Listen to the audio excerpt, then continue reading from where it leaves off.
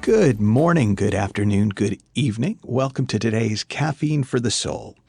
So this week we're talking about the three principles, what they are and why should you care. And so in the first sort of podcast in the series, I talked about that mind is just a way of talking about the intelligence of life.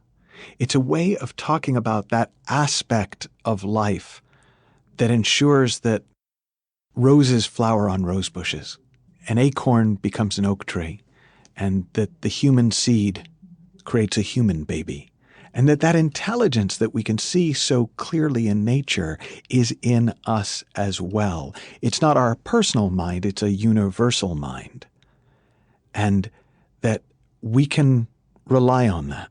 That intelligence is ours to use.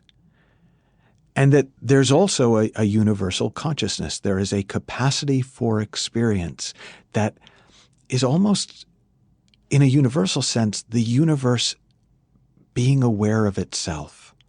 There's a story that, in the beginning, there was the oneness, but the oneness grew lonely. And so the oneness created the many.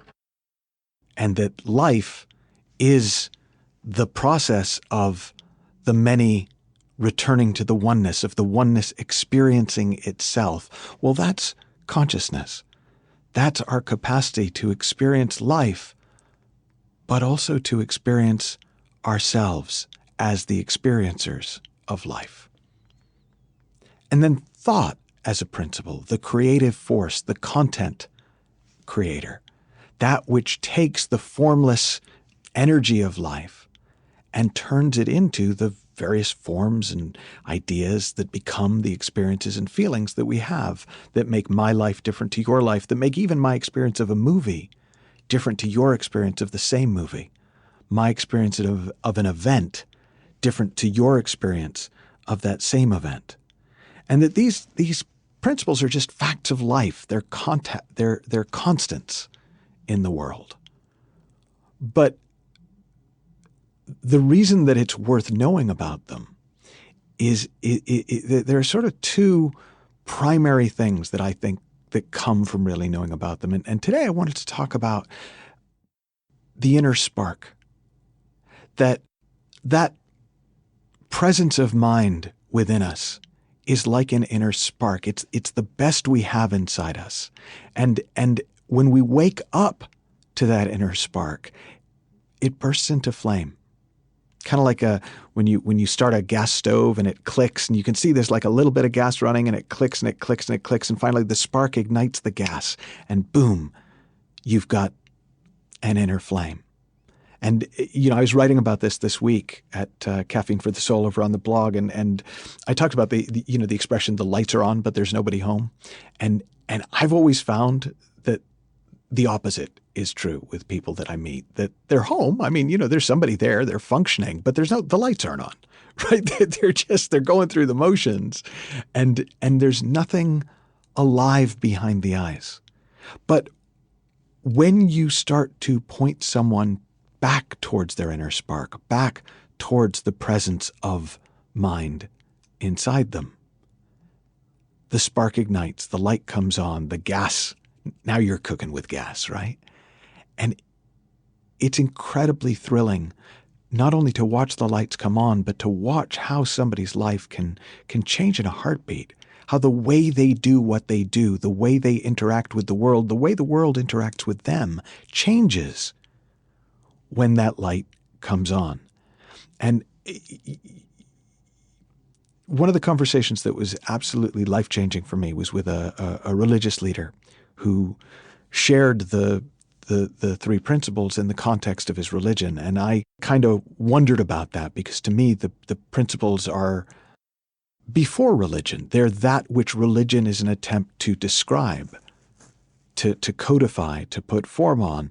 And he said to me, he was very open. He said, as it happens, I believe everything it says in the Bible is true. He said, I believe that Moses carried stone tablets down from the mountain. I believe there was an ark, that there were animals.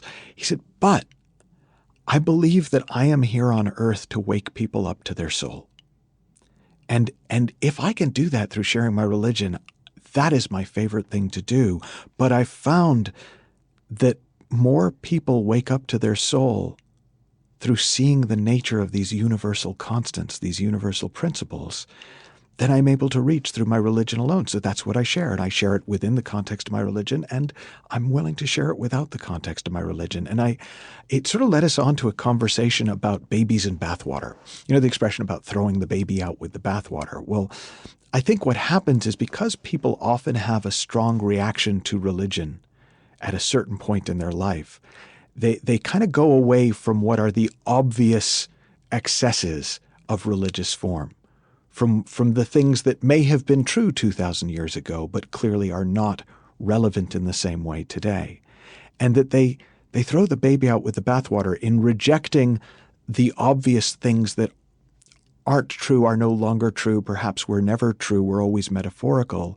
They reject the presence of a deeper truth and of a deeper presence. And I know, as somebody who isn't religious, but who gets so much nourishment from spirit, from that inner spark in me, I can see it in my coaching.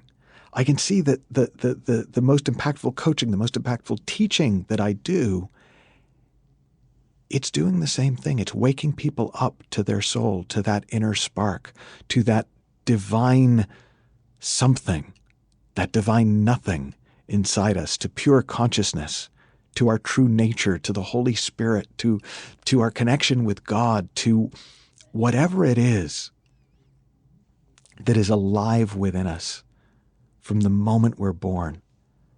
It's the light in a baby's eyes that makes everybody light up when they look at it.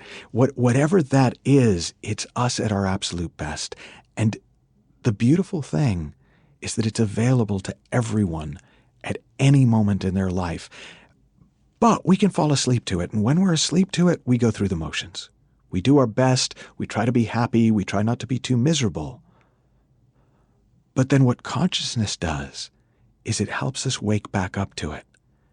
And we wake back up to that inner spark, and our lives catch fire, and we begin to live in the warmth and light of our own awakened spirit. And that's really what Caffeine for the Soul is about. It's about waking up to that deeper part of yourself, waking up to that deeper feeling, waking up to the clarity and wisdom of your soul, and beginning to nurture a deeper relationship with your inner flame.